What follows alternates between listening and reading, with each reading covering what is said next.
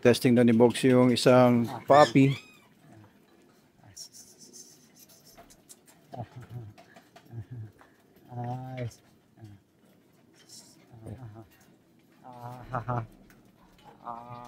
Ba, pati yung ano ni Peanut, no? Oh. Oo, tatay niyan si Parker eh. Oh? Matitindi yan ah. Hmm?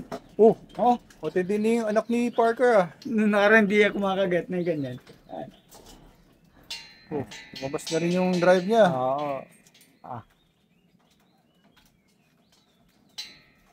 Oh, No? ayan, Kaya si nga nung Parker nakaraan, yan, yun, hindi oh. eh, no? Aba, gigil ah, nagagrowl ah.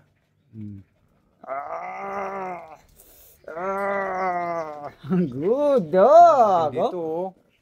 Matindi ah. Ito rin oh. Agawan kayo dyan. Ayos. So, yan, nilalaro-laro lang namin yung mga puppies dito para makita kung sino sa kanila ang pwede sa kung anong trabaho. Kaya dito sa mga anak kaya ni Jamala, testing din natin. Anak ni Lori. Oo nga eh. Stress na din sa Hindi na makuha ni Sir Box yung ano. Ang lakas pala ng drive nitong anak ni Parker. Eh, syempre, pitbull yan. Ayun. Ano? Subukan naman natin tong mga Rottweiler puppies na anak ni Lori sa aso ni Sir John Bautista. Tingnan natin kung kakagat sila sa basahan. First time mo nila yan. First time. Anong gagawin? Hindi nila alam gagawin nila. Pagsak ka muna.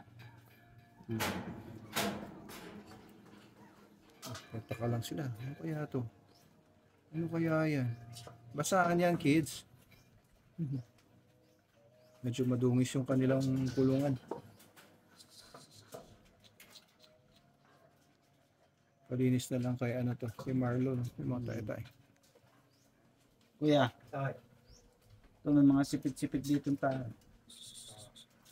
Wala pa silang ano. Wala pa silang idea kung ano gusto mong gawin nila. Kuya, pagka ano ay ano mo nga ito sa basahan ganito mo lang. Pakita mo pa lang. Para ano sila. Ayun. Eto mga anak ni Jamala, ano to eh, mukhang may drive ito mga to talaga kasi anak ni Loki to eh. Loki ko.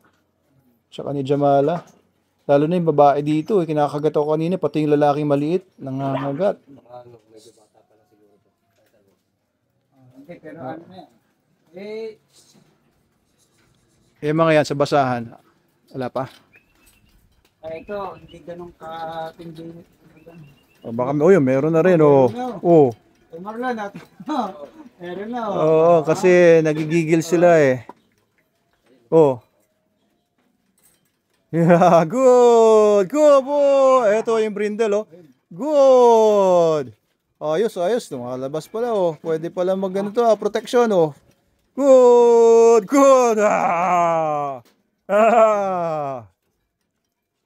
Ang lolo nito sa nanay ay si Gordon, di ba? Opo.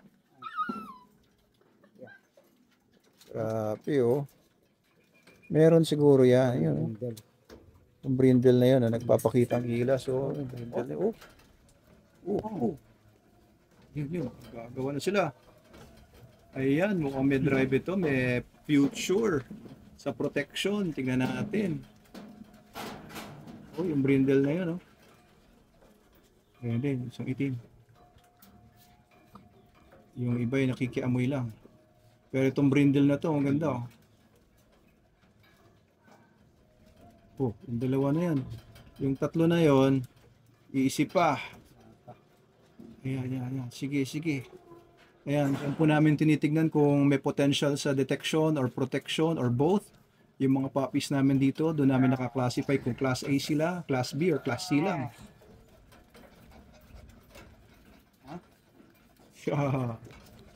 Right. Ayan na, nagigigil na.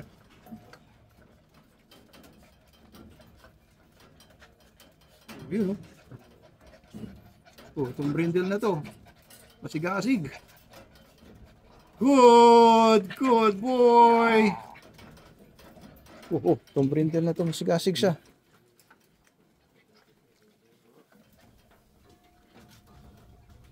Yun talaga, yung brindle, oh. Saka itong itim na to. Yung brindle talaga ang sipag, oh. Talagang sipag niya kumagat. Nihila niya talaga. Buong buo yung bibig, oh. Buong buo yung kagat, oh. Continuous dapat ang nito, testing nila kasi ngayon hindi nagpapakita ng kahit ano. Nagbabagong ugali yung mga yan, eh. Ayan. Yun, oh. Ayan, yan. Yung dalawang itim na. Pati itong isang brindle, sinusubukan na niya. Yan, kasi may potential naman to sa genetics nila, eh. Gawa lang yung nanay naman niya, si Jinx. Working dog talaga yun. Si Jinx, parehong nanay tatay niya, matindi, no? Si Gordon at saka sino ba yung nanay nun? Si Rusi ba? Ruru? Matindi rin yun? Hindi masyado. Hindi masyado po yung Pero detection. Sa detection. Oo, tapos ang tatay naman itong mga to, anak ni Rigor Alabay. Alabay. At saka ang nanay ay ang nanay nun ay si Molly. Ay hindi si Rigor ang tatay nun. Itim ang tatay nito, eh. Si Magnum. Si Canine Prince Charles, yung Golden Retriever, ang lolo nito sa nanay. Oo, si Prince Simon. Prince Simon pala. Prince Simon. Kaya magandang rin yun. Golden sa Protection. Uy, ang tapang ng brindle na yun, ah. Uy, gusto ko yan, ah. Oo, siya talaga ang Oo, walang makakuha sa kanya ng basahan, no?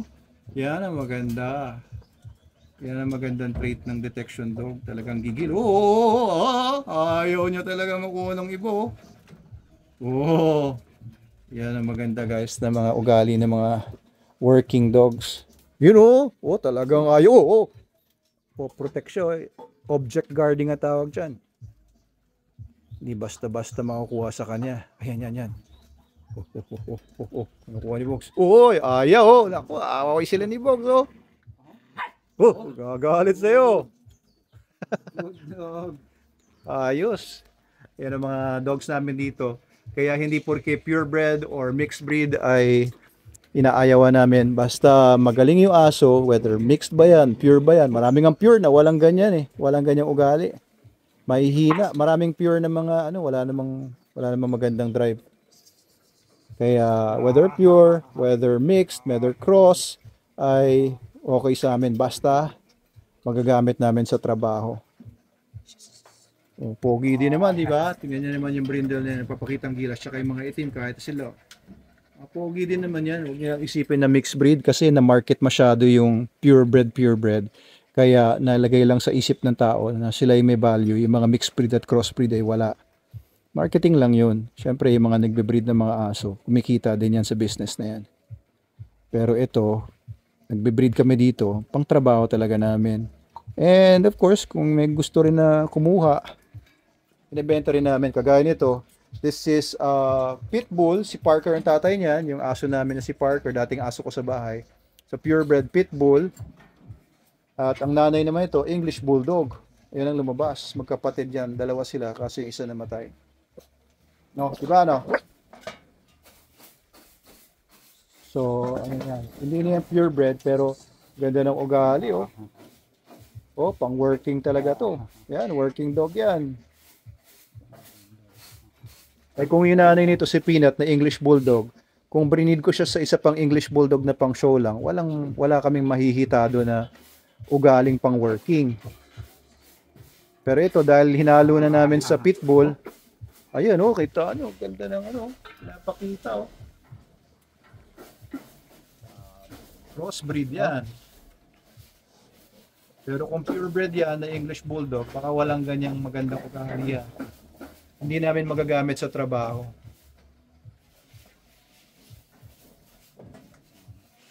Lakas, no? Malakas, Malakas siya.